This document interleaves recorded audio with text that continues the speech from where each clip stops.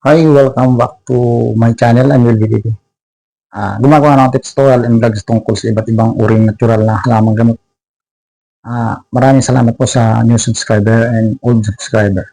Okay, umpisa na po natin yung pag-tips tutorial. Ito po ay tungkol sa mataas ang uric acid. Ano ang gagawin niyo kapag mataas ang uric acid ninyo? At paano niyo gawin kapag may uric acid kayo? Tips number 1, mga sinyalis na mataas ang uric acid mo. Ito, hilong-hilo ka kung wala ka namang ibang sakit o hindi ka high blood. Tapos suka ka ng suka, pinapawis ka ng malamig. Tapos nangihimatay po kapag may uric acid. Pag sobrang taas, bigla siyang matutumba. Kaya pag yung tao napansin nyo, suka siya ng suka, lalo pag umaga, tapos namamawis, pwede po siya mawala ng malay kapag mataas ang uric acid ng tao. Yan po yung tips number 1. Tips number 2, anong dapat mong gawin kapag mataas ang uric acid? Tumawag sa mga first aider. Kailangan ma-BP yung tao na mataas ang uric acid. Kung kinakailangan at sinabi ng nurse o may alam sa pag-first aid na dalhin sa ospital. Pero pag kaya naman sa bahay, pwede ang gamutin lang sa home remedy sa bahay. Okay. Ito ang iyong gagawin kapag tips number 3, mataas ang uric acid ng tao. Kuha kayo ng yelo, tapos durugin ninyo, ilagay nyo sa bowl.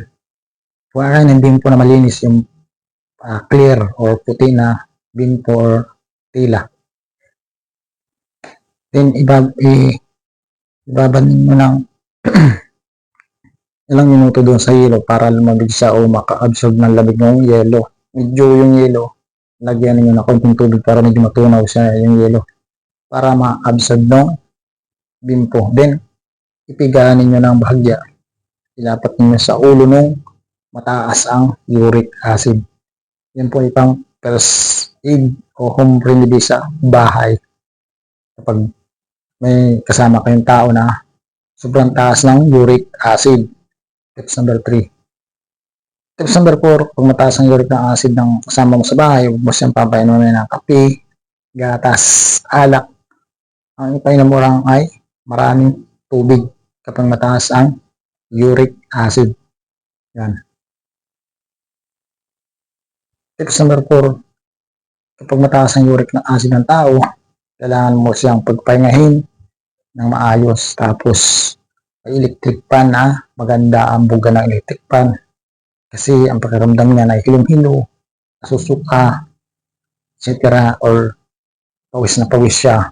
Sobrang init kasi ng katawan ng tao kapag mataas yung uric acid. Pwede siyang matumba. Kaya alalayan po ninyo pag mataas ang uric acid ng tao kasama nyo sa bahay. Ay yan, para safe siya. Yan yung tips number 4 kapag mataas ang uric acid.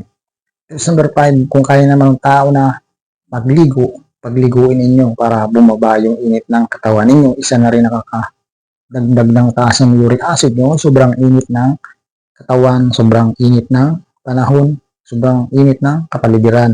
Yan po yung tips number 5 kapag mataas ang uric acid ng tao. Okay, sana po ay nakatulong ako sa mga tao na mataas yung uric acid.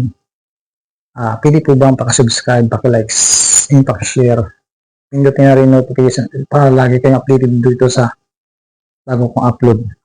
Sana po ay nagustuhan niyo yung video. Pakishare nga po sa friends and family or relatives. Thank you for watching. I will be TV. Bye-bye.